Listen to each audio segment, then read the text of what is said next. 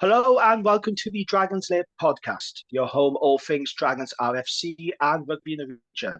I'm Jamie, and joining me as always is Gavin Thomas. Gav, how are we doing?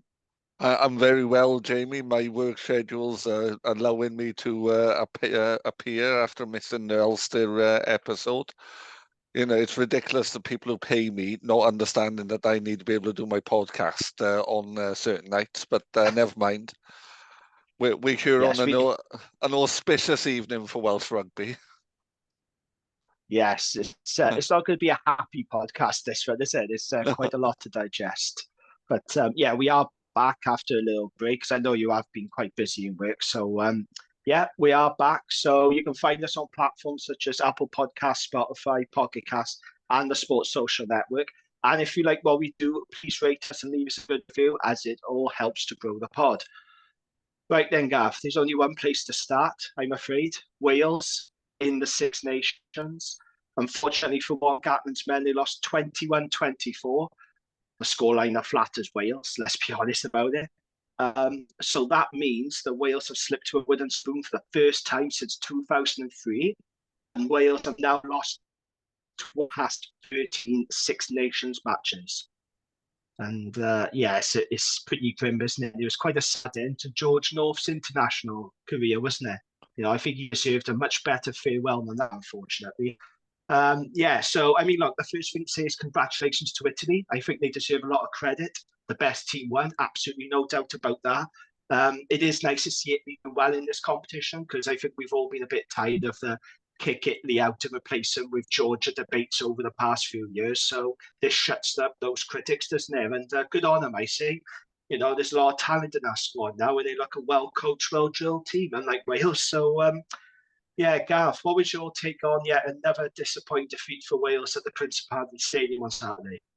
Well, I didn't watch the game live because I was playing myself, and I came off the field at the end of our game, and I could see a bloke in an Italy shirt who I didn't know, but had clearly been told that I was Welsh, grinning at me, and I'm assuming it's not going well. And he laughed and held up his phone to show me the score. And that was when I think, well, we were still losing. We hadn't scored a point at that point. And then after I Yeah, changed and had a beer, you know, and I went upstairs to watch the end of it in the clubhouse. And yeah, it wasn't great. you did watch the game back, you said, didn't you? I In did. full, is that right? Yeah, I watched it last night. So Because what do we make of it then? why would I want to watch a top class game like England France when I could watch us against Italy? Oh, what did I think about it? Well, I think there was one, like you say, a well-drilled, well-organized team that has taken a lot of young players and turned them into a cohesive team. And it was Wales. And I Yeah, just, I was talking to Johnny McGinty from the Scottish Rugby Pod, and I said last week, I don't see how Italy beat you at all because I don't think their kicking game is well considered. I think the backs decision making is poor, but both against Scotland and against us, their kicking game was really solid. Their decision making was good. And then you compare us to us, our kicking game was poor. Our yeah. cent our centres massively underperformed, particularly Tompkins, who apparently couldn't hold. I spent all morning telling under tens to hold on to a ball two-handed, and like, watching a professional not do it was not great. And I know I know we've got Costello, Costello, sorry, and Lloyd. That's our 10 pairing. Neither of them can manage the game for love nor money, and that's a problem because.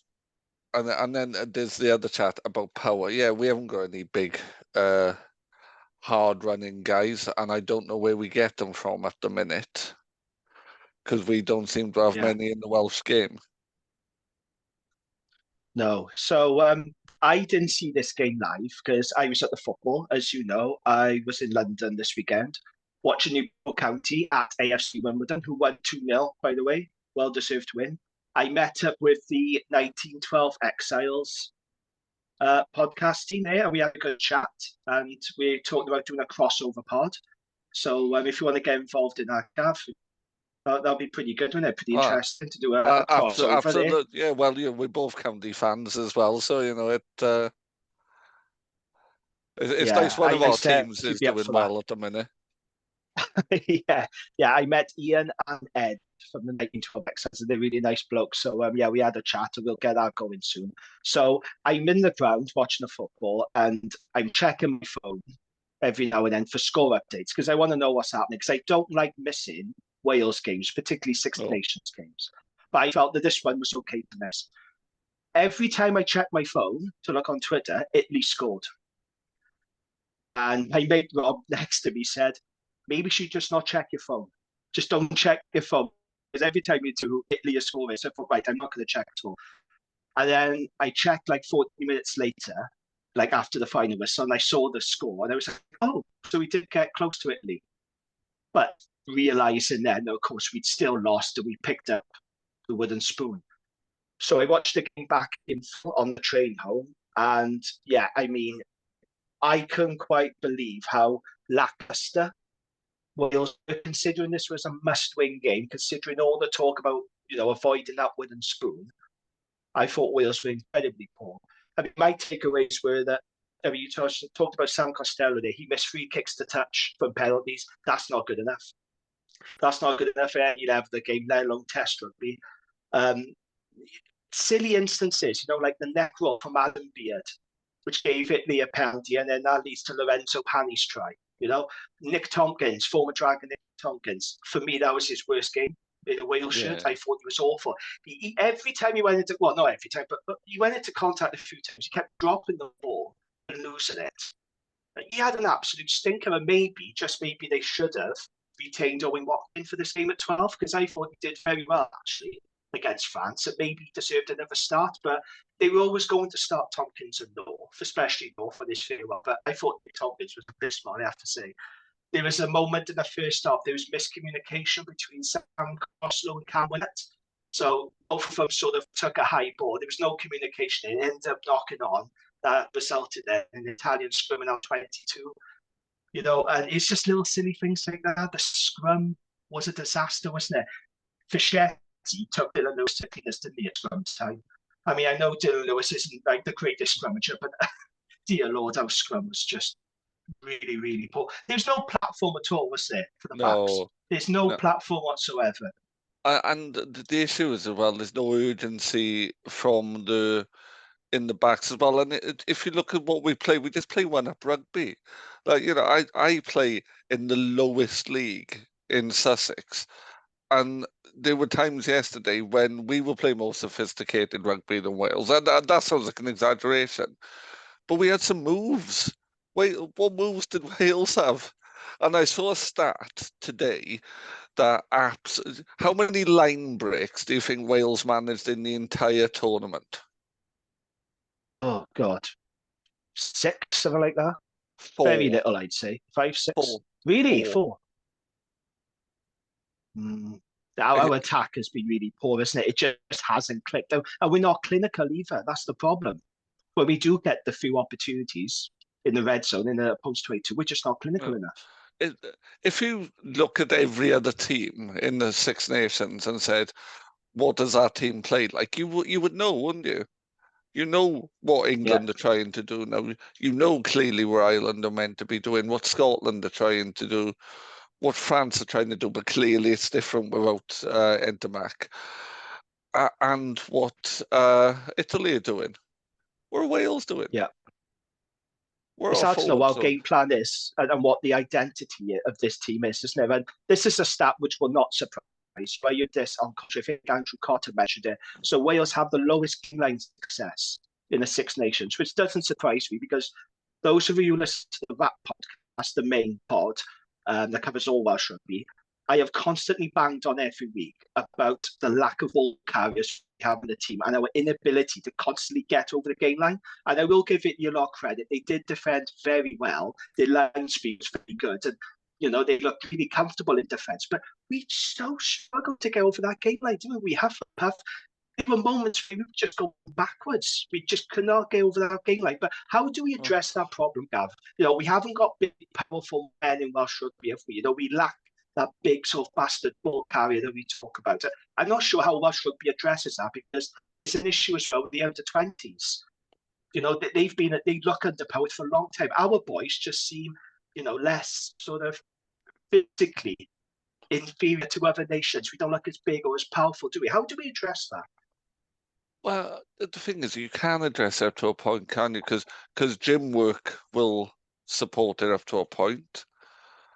I like that. I like what Alex Mann is doing, but Alex Mann doesn't look like an international back row, and like he looks lightweight, doesn't he? He's a good player, but again, I said this on rap. He does look a little bit lightweight at test level. But that he needs 15 kilos. So, for me, at least 10 to 15 kilos extra. Mackenzie Martin the same. Could do with extra kilos basically, and that doesn't make you a big hard runner, but it'll make you slightly harder to stop than being where they are. Will Dewey Lake coming back make a difference? Because he's a strong runner, but you need other people rather than one guy in the team who's going to carry. And then I've seen some stuff, we've lost Reece Carey, he's a great loss. Yeah, he can carry, but Christ, he's worse scrummaging than Dylan Lewis, and that's not something I say lightly. So I don't know how we solve that. So we don't solve that. We try something else instead. If we know we haven't got these big ballsy runners, let's do something else with it. Let's play far more intricate backs moves.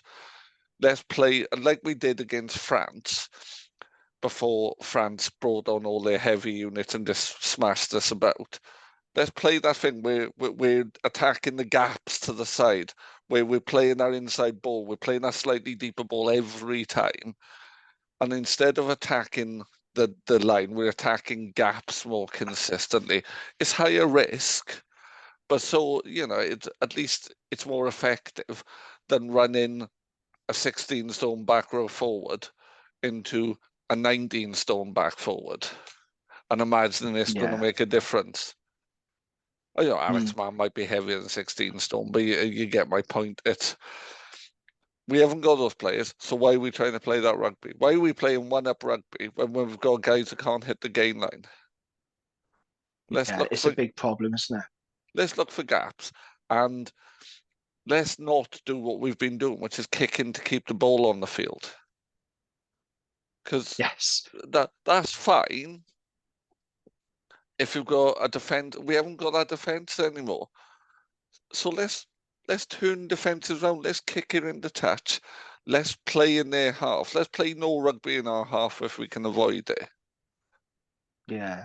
I mean, I am willing to give Sam Costello the benefit of the doubt, because I know there's a lot of criticism of him, but I think that we need to give him time. He is still young. He's still learning his craft at test level. We really do need a game controller, and he is going to have to start learning pretty quickly how to control the game at test level. Like I said, missing those penalties, missing touch run penalties, that's just acceptable. Everyone does it once, doesn't they? But when you keep doing it, that's no, I'm sorry, that's not good enough. And it does make me think, should you see more Evans in this tournament? Because we barely saw him. He come off the bench for like a minute or two against England. Maybe it would be worth giving him some game time.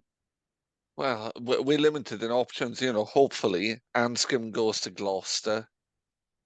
That brings us a bit of experience back there. Be interesting. I think Josh Adams is run his race personally.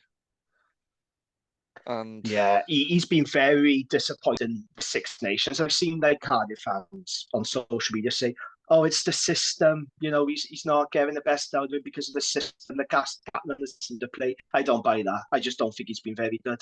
No, I think he's been pretty average, and I like Josh Adams a lot, but he has been average, doesn't he? Gav Davis, I'm afraid. I mean, I don't know what the international future holds for him, but he has been absolutely abysmal whenever he's played. Well, so he played twice, haven't he? In this tournament, and he's been abysmal both times.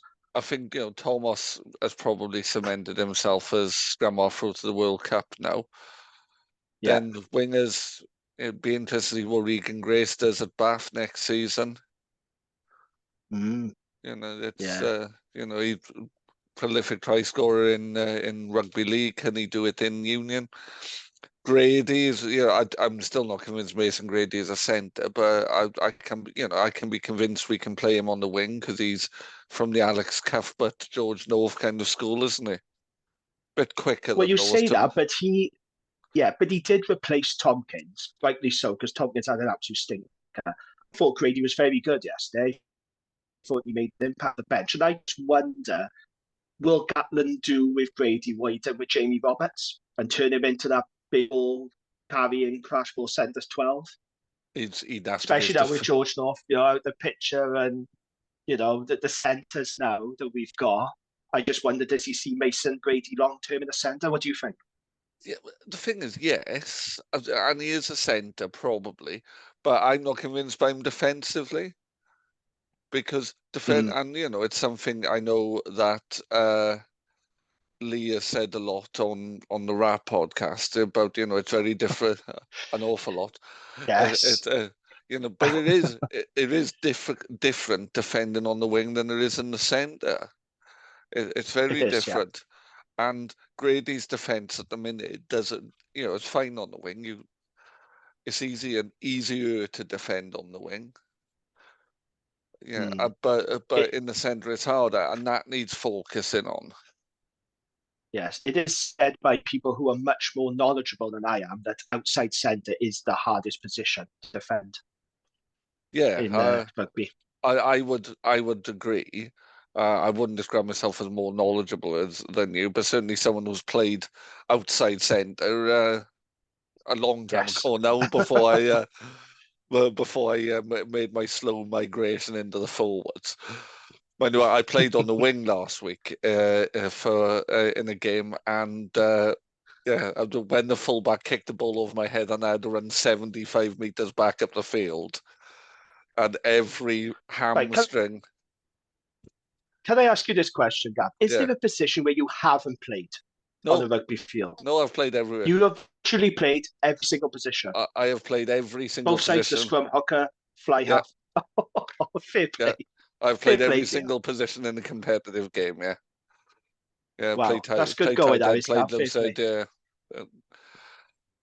Played only a couple of times a prop. Played hooker. Loads. Yeah, I played all the backline positions, including 9 and 10. Fair play. No, not well in any of them. So, wow, you still played it though. Credit where it's due, innit? Credit where it's due. Don't put yourself down. Show us how versatile you are. Absolutely, third choice everything. That's what I describe myself.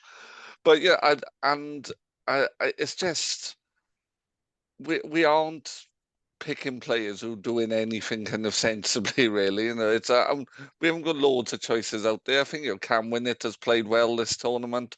Man has played well. Good, isn't he? Yeah. Wayno has played superbly. He's probably been our best player. I'm going to ask you about this now. So I was going to say, because this is a Dragons pod.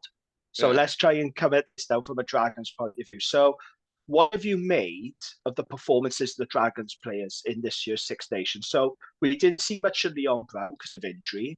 I don't understand why Wales. Yeah, I know. I don't know why Wales didn't release him from camp though, because when they get him, I thought, perhaps they're hoping he'll recover to play, the last couple of games, but we didn't see him again. Kai Evans, as I mentioned earlier, came off the bench for like 2 minutes against England. Absolute waste of time. Had no real opportunity to make an impact in that game. But Rio Dyer and Wainwright and Elliot D, they can hold their heads high after this tournament, can't they? Because I think they've been very, very good, those three Dragons, haven't they? I would say they're 3 of the best 5 players Wales have had this tournament. I would say add Cam Winnett into that, and add falling out of my head, Alex Mann, and they've been the best 5 players for Wales. I agree. Yeah, and Rio Dyer and Tommy Raffel. Sorry, yeah. So and Tommy Raffel. Yeah. Rio Dyer just continues to impress, doesn't he? Like he is now looking like an established international test winger now. And it's really great to see him kick on. Every time he has the ball, he looks so dangerous. And I think Louis Rees-Zammit going across the pond to try his luck in NFL, I think that's the best thing that could have happened for Rio, because he's got those opportunities now. And I just think it's really, really good. It's great to see Aaron Wainwright to be terrific. Yeah. He is playing the best rugby of his career, isn't he? And it's no surprise since Gatland came back that he's playing his best rugby. We didn't see it with Wayne Pivac, and I always thought it was strange that the way he left Wainwright out in the cold like that, it just didn't feel right at the time, and I think that was a mistake. And Elliot, he's actually starting games now because he has made his reputation as that super sub, if you like. But it was really good to see him starting games, and he's done incredibly well. And okay, he doesn't have the scrummaging, and ball carrying bulk of Brian Elias. But it's no coincidence that the line-out functions better when Elliot Diaz-Hooker. I know it's not putting it all on the hook, but it's true though, isn't it? Like, we don't see any nonsense when Elliot is throwing in, and he always hits his targets. And Elias, for all the he's heavier, he's a better ball carrier. He's not breaking the gain line, though. He's not Dewey Lake. Dewey Lake breaks a gain line. Ryan Elias isn't that player. I would say, like, for instance, with Rio, if you'd said to someone, right, one of those Welsh wingers is a British Lion and a huge reputation in world rugby, one of them is coming through, you wouldn't have said you'd have said Rio was the British Lion, the guy with the reputation. Because Adams looked undercooked at best. I wonder if he's fully fit. Because we did discuss this on that, is he fully fit? Because something doesn't look right with Josh Adams in this tournament. I don't know what it is, but I just don't think his head's been in it. Possibly, yeah. Who knows? But I think Rio Dyer, Aaron Wainwright, and Elliot have been really good in this tournament, and fair play to them. Those guys can hold their heads up high, I think, after that tournament. They've done themselves proud, and they've done the Dragons proud as well. Let's talk about Warren Gatland then. So, I'm sure you are aware of this.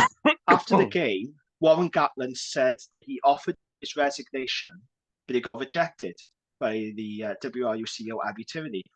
So, Gatland was asked by a journalist if he planned to stay in the job until the 2027 World Cup in Australia. And Gatland said this, I quote, "Yes, absolutely. I've made that commitment. I just said to Abby in the changing room, if you want me to resign, I'm quite happy to do that. She said, like hell, that's the last thing I want. That's really what I'm afraid of. But I can promise you, we'll go away and review this really carefully. We've already done some review stuff, and we'll work on this that we need to improve." So, Gav, this is the question for you. Should the WRU have accepted Gatland's resignation? Oh, that's a tough question. Right, probably not.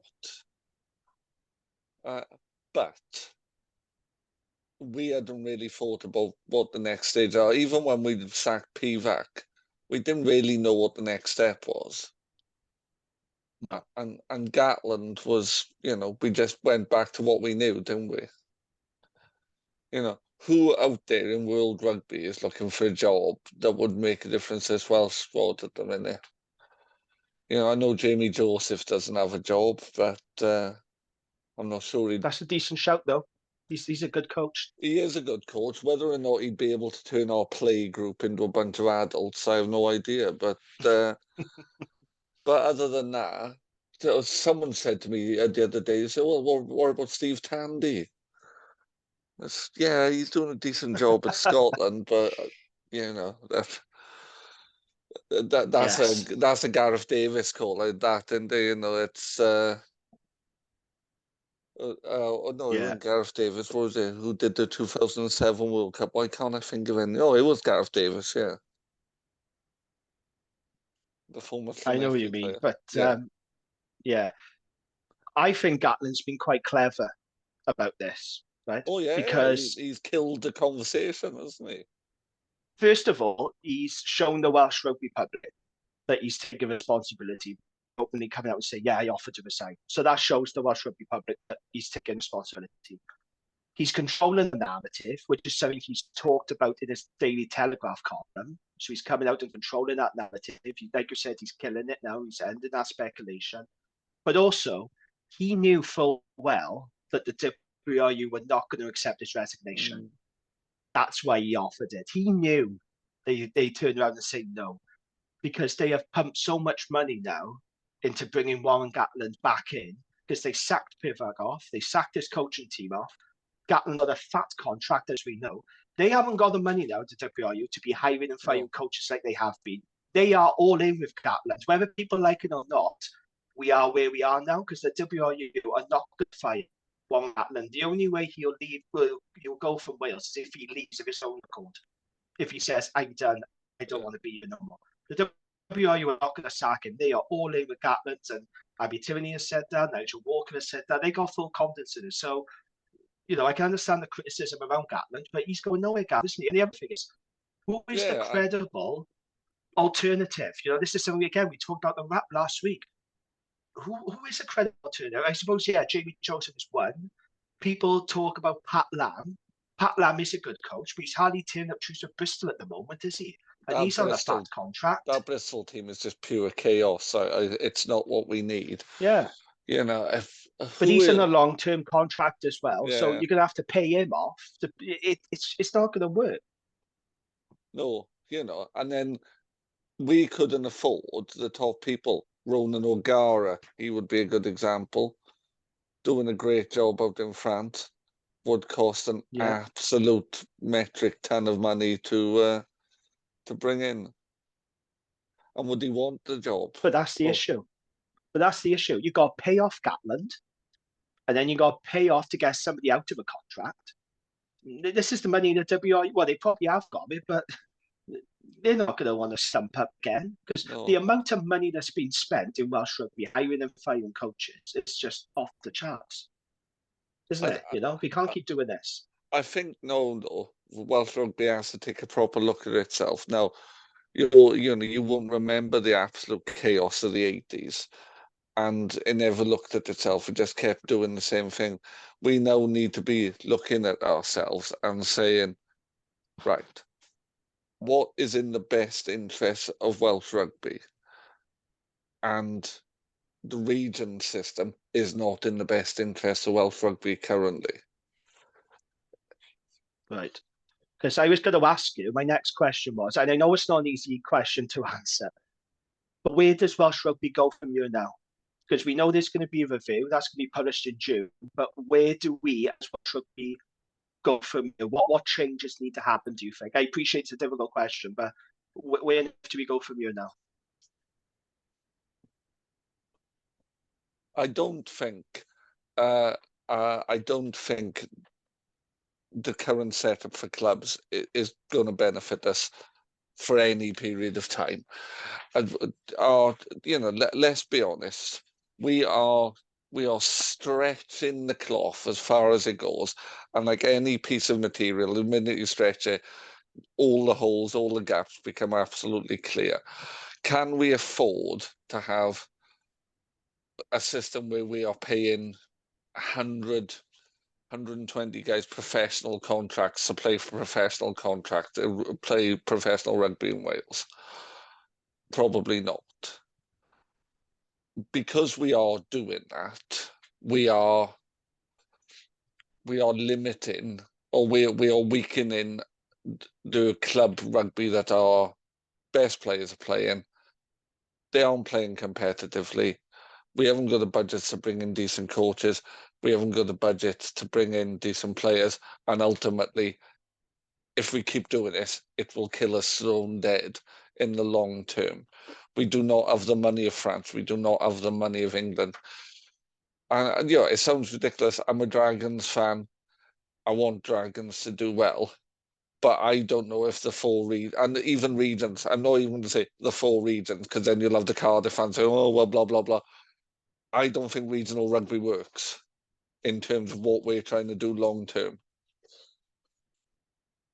Well, what can we do about that? We can't revert back to clubs. We are where we are now. We can't, I don't think clubs either. I think no regions, all that nonsense. I just think you have two sides. You have two professional sides, and you can call them regions. You can call them wherever you bloody want, but they need to be run by actual functioning adults rather than the WRU. I just think Welsh rugby is in a really dark place at the moment, Oh, and I honestly do not know where we go from here. it's a moment of You existential know, crisis, Jamie. It's genuinely existential crisis because either we do something radical or we kill national rugby dead for a generation.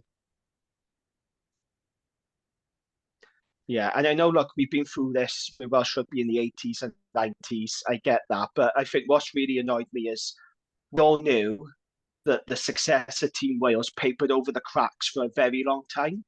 A lot of people knew that, and the warning signs were there. The warning signs for it, and the WRU, they chose to ignore them. And now I think Welsh rugby, it's reaping what it's sown. And the And that's the 80s, frustrating thing. We could see yeah. this coming a mile off, and people were warned. Properly invest in the pro game. If you have weak pro teams, you're going to have a weak national side. But the WRU was so top heavy, it was all about Team Wales. Our pro game got neglected. Oh, this is where we are. The 80s and 90s as well was a level playing field. So it was just about the quality of coaching for us, and it was about the quality of the setup in Wales. But now it's not a level playing field because Yeah, Ireland have a professional setup from top to bottom. England have a playing base far beyond what we've got and a budget far beyond us, as does France.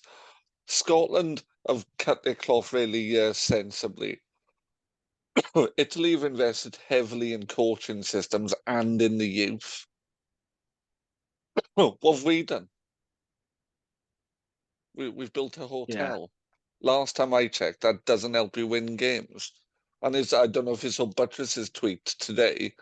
He said, "Yeah, I but did. Yeah, yeah, you know what? What is Scotland's hotel doing, and how are the roof walks doing for Ireland? Oh, right, it's just us. Oh, okay, it's not being run in the best interests of the game. And I tell you what, I'm sure you were the same as me. When you first picked up a rugby ball, you didn't think, "Oh, I'm going to I want to play for X club." You wanted to play for Wales. That's all you dreamt about playing for. You didn't dream about playing for Newport or the Dragons or whatever you call it. You dreamt about playing for Wales. And you have to make that yeah. dream one that's worth living up to. Because otherwise, we'll lose people to the game. We'll lose people to other stuff because there's far more as well to do now. When I was a kid, there wasn't a great deal to do. So you played sport. But it's easy Yeah, now. Yeah, there's millions of things to do if you're a kid. I spent a large chunk of this morning on a very wet field in the middle of East Sussex, watching a bunch of kids almost dying of bloody exposure. There's far more interesting things to do, those kids to do. And if your ambition is to play for a terrible team, well, it's not going to help it. there's a line in David Buttress's tweet that you just mentioned. He says, "Nobody ever cut their way to growth." And he's saying that whatever money is left over after everything is funded comes to the pro game. Who treats their core product like that? And it's a very good point because we know that next season the playing budgets for all the regions is coming down to 4.5 million plus two marquee players. But how are you still supposed to compete against the top teams in Europe? A paltry budget of 4.5 million, and you're coming up against the likes of Leinster, who have 15 million, say, was close to 15 million. You can't compete, can you? No, or You Toulouse cannot or compete.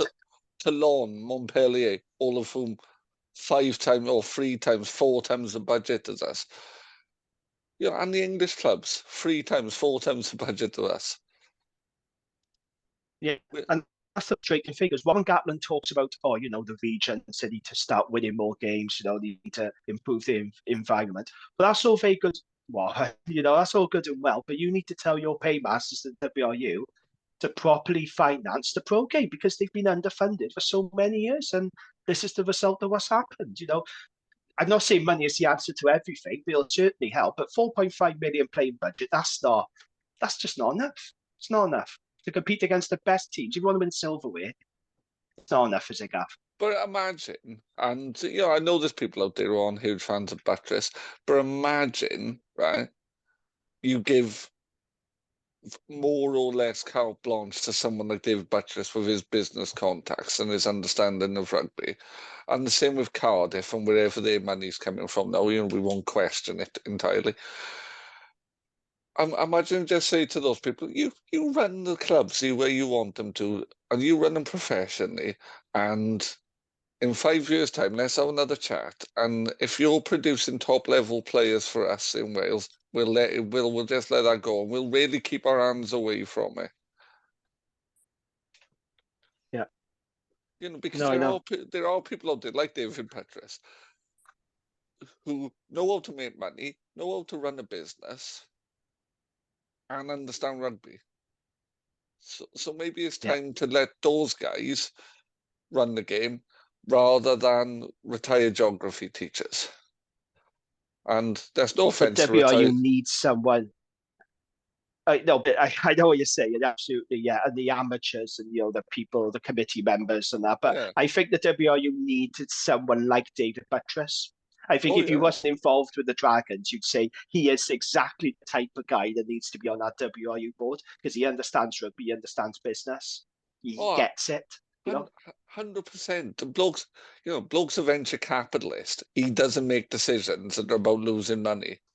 So he knows how to make money, but he also knows how to succeed.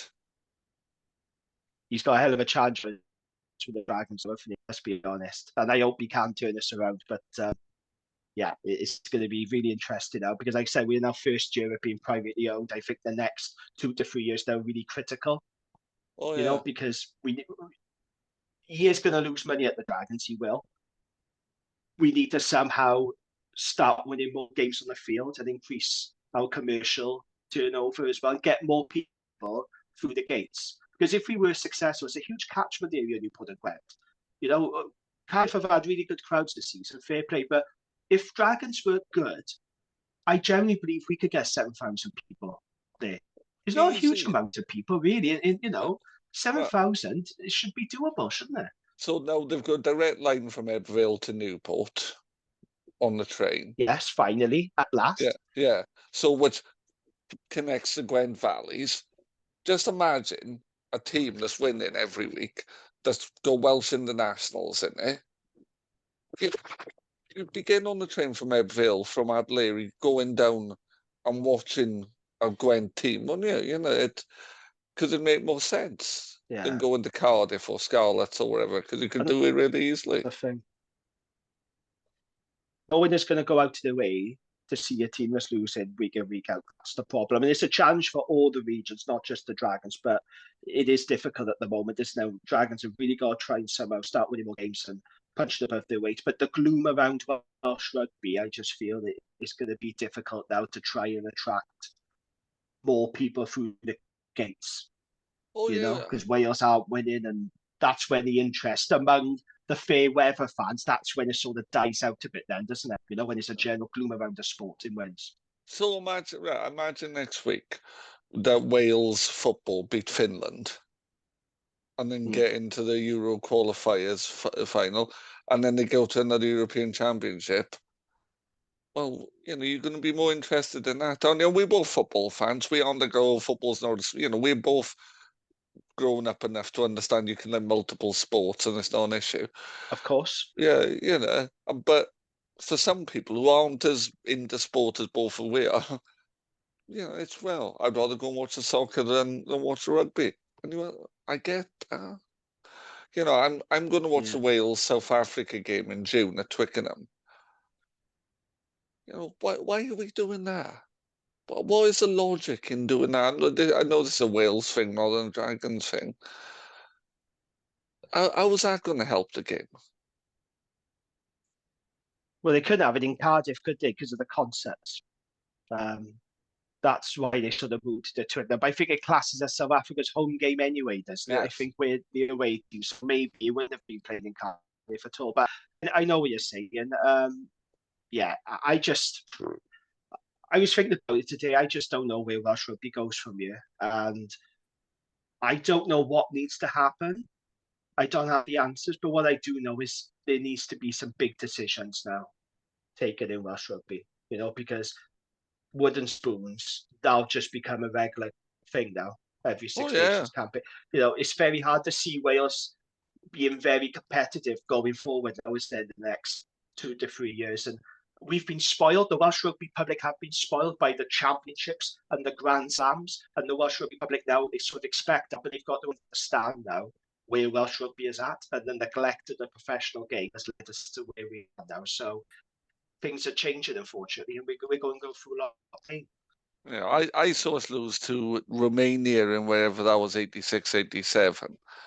I can remember I can remember us losing to Samoa. It's yeah. We, I don't remember the 80s because I was born in the 80s, but I do. I all right. watched Wales in the 90s, and that's no, Gav, not so you have to make you feel old, but I watched Wales in the 90s, and for me as a child growing up, that was grim because we very rarely won. It was only sort of 99 where we became competitive with Graham Henry. You remember Graham Henry? Yeah, he sort of turned Welsh rugby. Well, we went on our winning run to be like the Invincibles or something. But 12 in a row. Wales really started. Yeah, that's when we really started to become competitive. But between like 1990 and 1999, it was tough watching Wales. But it's like we have gone back to the 90s again now, isn't it? Or is it as bad as the 90s where we are now? It feels worse. Are we heading there? It feels worse than the 90s. For me, because at least it was a level playing field. Right, yeah. It was a level playing field because everybody had the same systems. We don't now. We haven't got Ireland's got. And Ireland are 15 years ahead of us in building that. And they are reaping the rewards of that. Absolutely reaping the rewards of it. But, even Scotland have realised what they can do. So they've done what they've done. They go, right, we've got 2 clubs. We're going to make sure they have the players we can get. We're going to bring in some foreign players who we can turn into projects, same as the Irish have done. Who are we bringing in? We aren't bringing in projects. We're bringing in old blokes who are cheap. Well, it's what Welsh rugby can afford, isn't it? That's the thing. We can't go out and sign big name players. We have to sort of go out there and see who's available. But I would say about Scotland, yes, they got 2 teams. Yes, they are successful, but Scotland nationally have not had success, whereas we have. And I think if you're cutting teams, you are weakening the player pool and the talent. So I think we need to be careful of that. But like I said, I don't know what the answer is. I'm not sure cutting a team is a silver bullet solution to all Welsh rugby problems. No, this is a debate for another time. Because when you start talking about that mind, the Dragons are always in that conversation. It's us, the Ospreys. The Ospreys are there because obviously YLM have instigated merger talks and the fact they have no assets. That's why they always come up. But with us, we have been, a weak team for a long time, and we're always going to be in that conversation. So be careful what you wish for. If we the thing is, realistic. But I think if you give me control of the Welsh Rugby Union tomorrow, I would say, and I would just go to the clubs and say, there is only going to be 2 clubs in Wales, and I don't care if you say Ospreys, Dragons, Scarlets, none of those are going to exist. We're going to have 2 clubs, and we're going to play out of those stadiums, and we're going to put on world-class performances with world-class players, and you're going to win stuff. I've got no science behind that. That's just what I would say. And then I would work out how to do it afterwards. But I think the other thing is as well, what people forget when people say, cut it down to 3 teams, cut it down to 2 teams. How exactly do you do that now? Because don't forget, we have 4 independent businesses now. Yeah, absolutely. Yeah. It was different before. When the Dragons were under the WRU, technically the WRU, we would have been the easiest team to cut. But that came with financial implications and the fact that the WRU are contracted to supply 4 teams to URC and European competition. So it's not as easy as people say, WRU should just cut the Dragons. There would have been heavy financial repercussions, big time from it. So what's the mechanism for closing down a team? No, I'm not just seeing you in general now. I just mean, when people say about cutting teams, it's not as simple as that. No. There's no mechanism now. And the thing is, I don't want to lose the Dragons. Jesus, I lost the club I Of course supported. not. I lost the club I supported in the first place when we went to regions. Kind of, Yeah.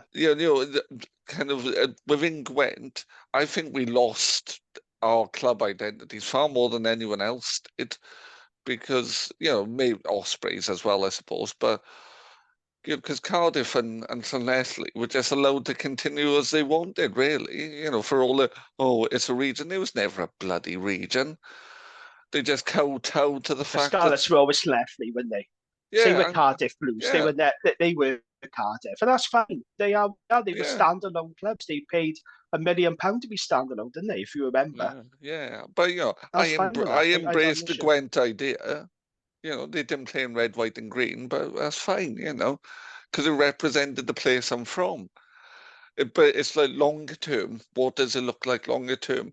Because the real answer, the simple answer, is they fund the clubs properly. They fund the four we've got. Yes. That's the Yeah. real answer. But how realistic is it? Because where does this money come from? But fund them properly. Not what Leinster have got, because that's silly. But give them double what they've got.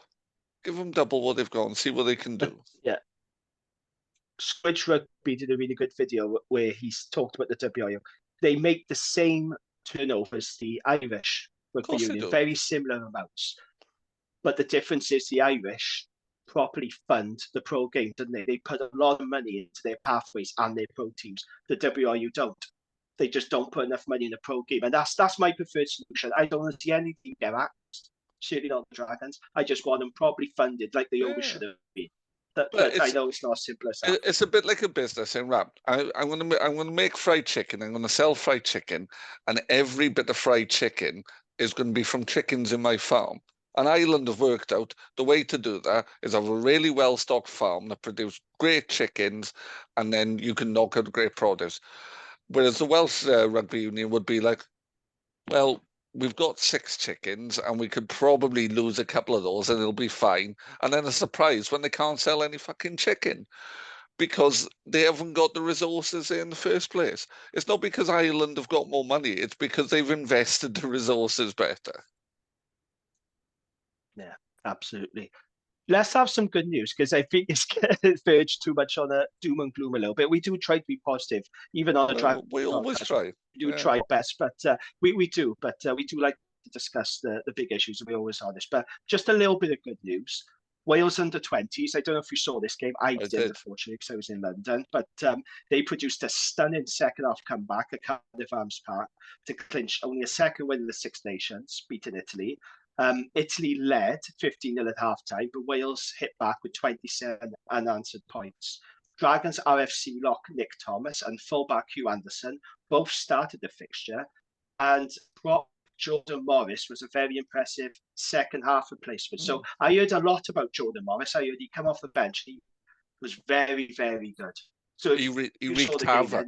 Yeah, he yeah, wreaked havoc. He absolutely had really willing ball carrier, just looking for the ball held more than held to scrum up. Just really just threw himself about. And what Wales did was they're not big lads, but they no, attacked. They attacked with real sense of purpose, and a couple of tries just came from attacking gaps and attacking holes, and moved the Italians around a lot. And it was just really kind of like he would, he was particularly good example. Just really ferocious carrying. It wasn't fancy rugby, but they really overpowered the Italians in the second half, and they played with a real confidence.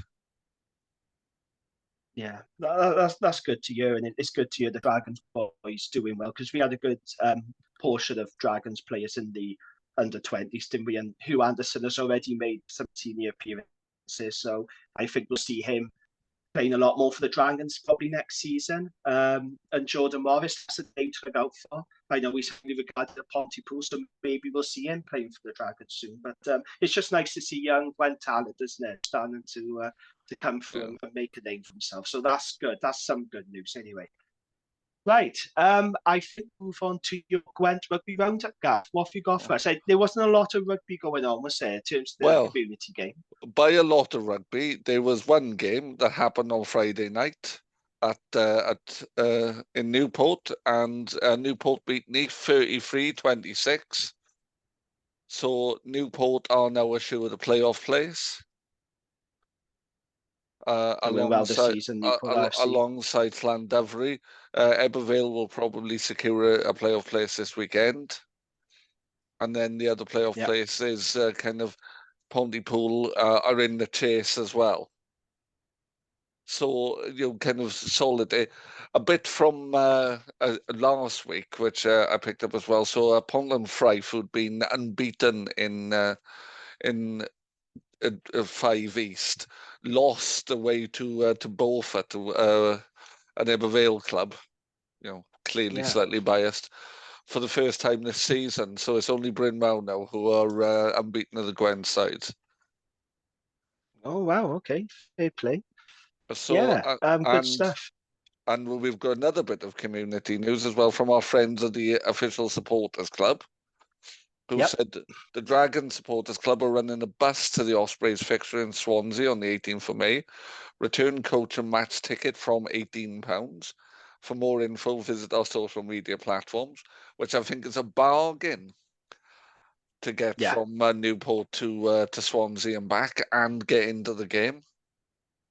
Absolutely. It's very good value, isn't it? I probably will take up that offer, actually, I think. Although I have to say, the last time we went on the supporters bus to Swansea, it was that game where Dragons tried to kill Walsh, if you remember. Yes. He had a torrid old time, poor Jack Walsh. Bloody Ross Moriarty, not his favourite, almost took the poor kid's head off. But yes, that was a pretty grim afternoon. I like the Swansea.com, though. I mean, there's no atmosphere there, No. but I like it as a stadium. I don't mind it at all, but I do think Ospreys need to move from there as soon as possible, which they all know about anyway. So, have you been there Yeah. before, Swansea.com Stadium? I've never You been. haven't, But I have been to the stadiums. It looks identical to St Mary's down in Southampton, Pride Park in Derby, the Brighton Stadium. They're all built by the same company. They come as a flat pack, almost essentially. They come in kits and they build them, so they all feel roughly the same.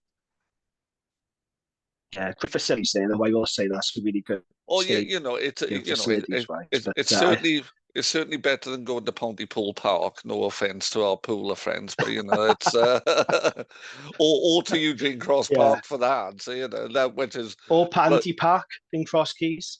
oh God, We're just naming parks now. yeah. Well, I when love the Pandy Park. when the river is up though, and it's like you're in that stand thinking, is this going to flood? Yeah. I It's have been like, down Paddy Park for years, so I need to go back and oh, watch a game I don't down think there's Cross Keys. anything better than particularly a midweek game in one of those grounds like Newbridge, another great midweek venue. I've talked about the Knoll. I loved going to the Knoll with my dad when I was younger. It was just a threat of constant Yeah. violence. I'm a bit of a I'm a bit of a rugby romantic, really. And by romantic, I mean I want to be in a freezing cold terrace in a Valley's town on a Tuesday evening. And what's more romantic No, it than doesn't that? get much better than that, does it? No, Exactly. Okay, anything else now, Gav, from your rugby roundup? no, that's it, all covered. Okay, excellent. Thank you for that. So, next week or this week, depending when you're listening to this pod, the URC is back. Best The men league. are Gwent are back at Rodney Parade on. Well, what did you say it was? URC equals perfectly fine league. I think that's what you Yes. described it as. So that's Yeah. always tickled me now. If URC equals perfectly fine. An utterly competent sporting competition. Yes. So yeah, Dragons are back at Rodney Parade. Saturday night, it's a late kickoff, 7:35. I'm not a big fan of that kickoff No. time, I have to be honest. Playing the Bulls, South African side coming over here. Now, when you look at the league table, so the Sharks are bottom, they're on 10 points. Then it's us, the Dragons, we're on 11 points. The Scarlets are in 14th. They're on 12 points. And then you got Zebra on 14 points in 13th. And then you got Cardiff in 12th on 22 points. So you'd expect them to sort of finish there or thereabouts, really. They've sort of pulled away from that 4 there.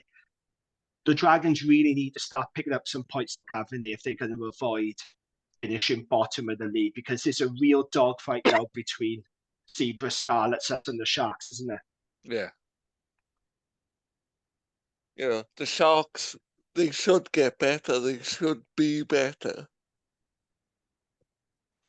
It's mad, isn't it? You look at this squad, they got a lot of Springbok players in it. You look at their team on paper, and it doesn't make sense for them to be bottom of the league at all, does it? It's winning titles on paper, isn't it? Yeah. It's nuts, isn't it? But we really need to start picking up some wins now and some points. We did get a losing bonus point out in Ulster, which, okay, we were well beaten, but considering, I spoke to Ian Frisell on this podcast and I told him we got a lot of players out, like 19 players out. We took a load of kids out there, and to come away with a try bonus point, I thought that was a bloody good effort, even though the scoreboard doesn't reflect that. But I think this is one of those games for the Bulls as well, where we need to take something out of it, because we are big underdogs, as we usually are in this league. When we come up against these teams, they're going to bring a big pack down here, because I remember the last time Bulls came to Rodney Parade, you want to see the size of their forwards, Gav, honestly. They are huge, this Bulls team. They're really, really good side. They're going to a lot of people's favourites to win the URC. So we got it all to do, haven't we, on the weekend? Is this a game where we can get anything from, do you think? If we could get a try bonus point, that'd be cool, wouldn't it? Or a losing bonus point. Are we going to win this? No, I don't think so. Zebra, that's a game to focus on. Zebra, Ospreys. That's the key game, isn't it? Yeah, absolutely. But it's like, for me, how did the Dragons handle the power? Because last time I remember our scrum got destroyed in this fixture when we last played with Rodney Parade, and it's about containing the power of that pack, isn't it? So it depends. I guess if you're the Dragons, what do you do? You kind of chuck the ball about and get a big pack moving, and like you said, what players are available, because we got a lot of players injured. Are we going to have the likes of Harrison Keddy? We don't know, because we recorded this quite early in the week, to be fair. But it will depend who's available, won't it? If we got Barrel available to us, that might give us half a chance. But you can't expect him to hold up a scrum on his own. No, it could be a tough night for scrums, couldn't it? Yeah. I don't know what the weather's been like. Tell you what is working well. I tell you what is working well for Dragons this season. It's our driving more. Yeah, we got 2 tries out of it up in Ulster, and I know Ulster fans did not like that. They really didn't like that at all. That has become a weapon. I think our line-out and our driving ball has been really good, but it's the scrum yet again. It was underpowered against Ulster, which you expect, and I expect the same to happen on Saturday night. Can we get parity up front at least? That's the issue, isn't it? I think what we need to be doing, and like the coaching this week needs to be, let's assume we're under the pump. Let's just get it in and out quickly, and just have a number of things just to do off a quick scrum ball. Literally needs to be fed in, flicked out, moved out. And not an 8 carry. It needs to be 9 just getting it away from there. Because I just wonder, will we have any Wales players at all? Now, normally they don't go straight into action, do they, like they do in the English and the top 14. But I'm thinking Kai Evans has barely played for Wales. Tane Bashan didn't get much action. There's no reason for me why they can't go straight into the team on Saturday, because those are 2 players we could really do with right now. We might not get the big 3. We might not get Rio and. Oh no, we wouldn't. No, for Zebra we might though. Well, I think we definitely. That's for me. That's a must-win game. That's more must-win than this one against the Bulls. We need everybody out that game. We need the best 23 we can possibly put out against Zebra, and we need to win it. Yeah, absolutely. Okay, then, Gav. Prediction for this one. What are you going with? Bulls by a couple of scores. Yeah. 32-16. So my prediction was Bulls by 14. but I got my fingers and toes crossed that we can get a try bonus point. Because, I'd be happy with that if we can get something from this game. Because I've mentioned several times on this pod and on Rap, look at Zebra. Okay, they aren't winning games, not many, but they are improving. But what they're doing, they're picking up losing bonus points. Yeah. They did it again in Munster. They're picking up bonus points. So that's what we need to be doing. If we can't win, then we need to be scoring tries and just getting something out of it, like we did in Ulster, isn't it? Because we will climb up the table. They do accumulate these bonus points. Every little helps. But yes, I've gone by Bulls by 14. So yeah, fingers crossed, and we'll have better luck with injuries because we need some boys coming back though, because the back row in particular is a real area of concern. So hopefully we'll have Ollie Griffiths and Keddy back, because those two guys, they will give us a bit of go forward. Yeah, like I think Keddy gives us something, and Ollie gives us, kind of bit more ballast, doesn't he? And Harry's a bit more explosive. Yeah, absolutely. Okay, so we'll see how that game goes. And yeah, like I said, that's Saturday night, 7:35. I'm not sure. I haven't checked actually. I don't know if it's on S4C or not. It'll be on Viaplay. It's definitely on Viaplay. Yeah. It might be on S4C as well. I'm not sure. Yeah, I'll have to look that one up. Just before we go, those of you who listen to Rap will know that Lee G, as he is known, he's got a survey out at the moment that's about social connections of former rugby players, and he's asked me to put the word out about it. So we're going to share the link to that survey. We'll put it on our socials, and if you've got time, then could you fill it in for him, please? It's to do with connections between self-esteem, attitude to injury, and social connectivity of former rugby players. If you are a former rugby player playing the game, then take some time, if you could, to fill in our survey for Lee from the Rap. Right then, I think that's it, Gav. Anything else before we go? Any other thoughts or comments? No, it's good to be back. Good to be back on the pod. Yes, it would have been nice to talk about win, wouldn't it? Like Wales or some sort of positivity. I do feel that's been a little bit doom and gloom, but it's just where Welsh rugby is at the moment, isn't it? So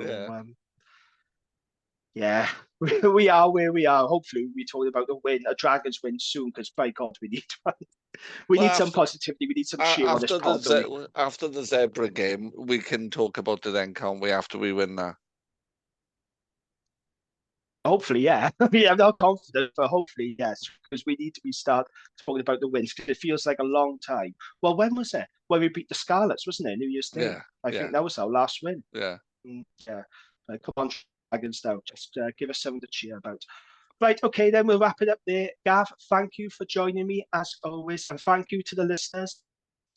Be back next week to review the game and look ahead to, as we said earlier, a must-win clash against Zebra at Rodney Parade. So until next time, it's goodbye, and we'll see you in the next one. Ta-ra. Bye all.